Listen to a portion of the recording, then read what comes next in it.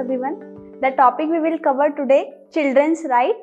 Children's right जो paediatric है उसका टॉपिक है. चिल्ड्रंस मतलब बच्चों के बारे में है, तो ये पीडियाट्रिक का टॉपिक है. बट ये पीडियाट्रिक के साथ साथ होल सोसाइटी में सबको पता होना चाहिए. और ये हमारा एक जो सिविलाइजेशन या सिटीजनशिप की बात करें तो उससे रिलेटेड टॉपिक है.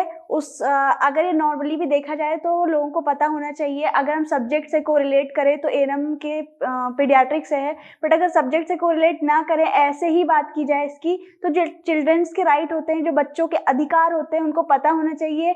हर पर्सन को, हर पेरेंट्स को और खुद बच्चों को भी पता होना चाहिए कि उनके क्या अधिकार हैं और किस तरीके से उनको लाइफ को जीना है.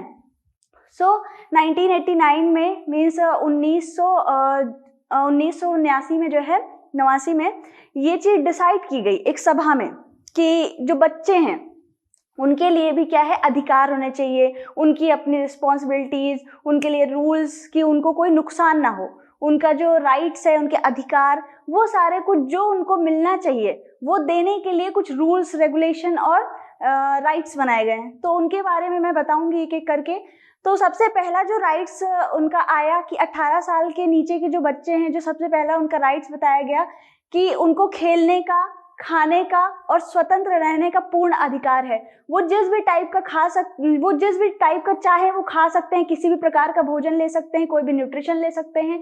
वो किसी भी तरीके का खेल खेल सकते हैं. वो किसी भी तरीके की कला, कृति और आर्ट्स बना सकते हैं. ये उनका अधिकार होता है. अगर वो चाहते हैं कुछ भी खाना पीना या खेलना तो आप उनको मना नहीं कर सकते हैं. या फिर अगर आप एबल हैं तो उनको नई नई चीजें खुद को आपको रिक्रिएट करनी चाहिए. ये उनका अधिकार होता है. अगर दूसरी बात करें तो फ्री फ्रॉम फ्रीडम होना चाहिए. मतलब उनको भय से, बिल्कुल चिंता से दूर रखना चाहिए. क्योंकि जो बच्चे होते हैं उनको जिस माहौल में पाला जाए वो उसी तरीके से बड़े होकर के अपनी पर्सनालिटी को डेवलप करते हैं. तो बिल्कुल भी फियर या फिर भय उनमें नहीं होना चाहिए. फ्रीडम होनी चाहिए उनको. वो कहीं भी, किसी भी तरीके से कहीं भी खेल सकते हैं.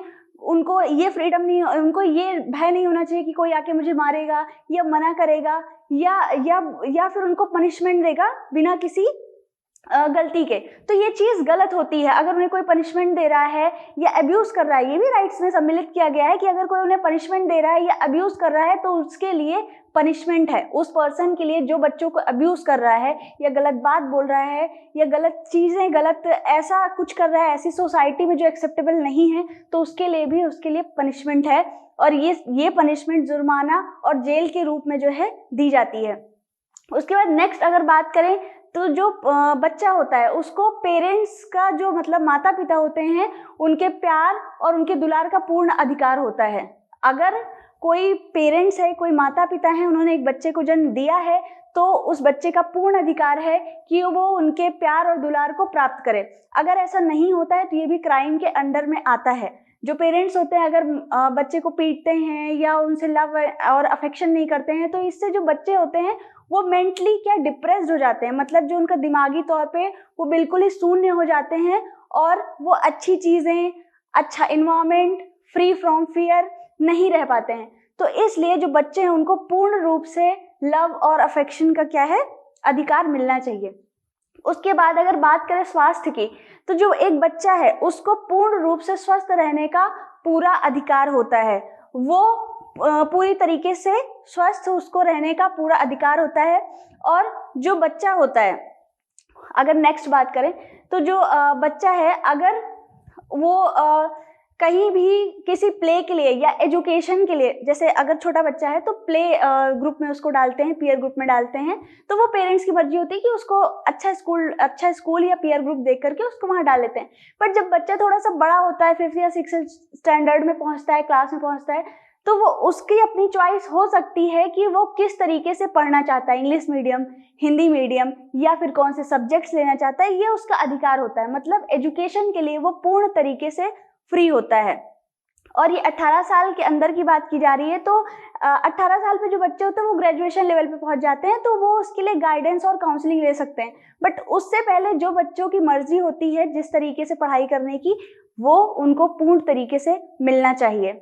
नेक्स्ट अगर हम बात करते हैं कि जो बच्चा है उसको अगर किसी भी तरीके का कोई बाल मजदूरी या उससे बचपन से ही, छोटेपन से ही क्या है, कोई काम करवाता है या फिर मारपीट करता है या फिर घर में ही उसको एक नौकरों जैसा उसको बर्ताव किया जाता है, तो उसके लिए भी जो इसमें सम्मिलित हैं वो पूर्ण रूप से जो पनिशमेंट होती, जो सजा होती है उसके लिए भागीदार हैं। जुर्माना और जेल, ये सारी चीजें उनको हो सकती हैं। तो अगर बच्चा है, भले उसकी मर्जी है काम करने की, पर ये बिल्कुल भी एक्सेप्टेबल नहीं है सोसाइटी में कि एक बच्चे से काम करवाया जाए अगर वो 18 साल के नीचे है। तो अगर जो पेरेंट्स हैं वो बच्चे से काम करवाते हैं या फिर माना कि एक बच्चा अडॉप्ट किया गया है, ठीक है, अडॉप्टेशन के बाद भी उसको नौकरों जैसा उससे बर्ताव नहीं करना है, अपने बच्चे जैसा बिहेव करना है और उसको एजुकेशन, प्ले, मेंटली हर तरीके से उसको स्वस्थ रखना है। और अगर बात करें तो जो बच्चा होता है उसको मेंटल टॉर्चर भी नहीं करना है, मतलब दिमागी तौर पे भी उसको परेशान नहीं करना है। जैसे कभी कभी क्या होता है, ज़्यादा होमवर्क हो गया, वो भी एक तरीके से मेंटल डिप्रेशन ही होता है, पर उस चीज़ को जो पेरेंट्स होते हैं वो कॉप अप करने में हेल्प कर सकते हैं। उनको पढ़ाई का तरीका उनका बदल करके, उनके साथ अच्छे तरीके से बिहेव करके, मीन्स पूर्ण रूप से उनको फ्री रखना है सारे फियर से। उसके बाद पार्टिसिपेशन। अगर बात करें पार्टिसिपेशन की, पार्टिसिपेशन कहीं भी हो सकता है, सोसाइटी में हो सकता है, स्कूल में हो सकता है, अपनी फैमिली में हो सकता है। तो एक बच्चे को उसका अधिकार एक पार्टिसिपेशन के रूप में, मतलब कि भागीदारी के रूप में मिलना चाहिए। वो हर जगह का भागीदार है इस सोसाइटी में। अगर उसने जन्म लिया है तो इस सोसाइटी का वो भागीदार है, उस फैमिली का भागीदार है जहाँ जिस फैमिली में उसने जन्म लिया है।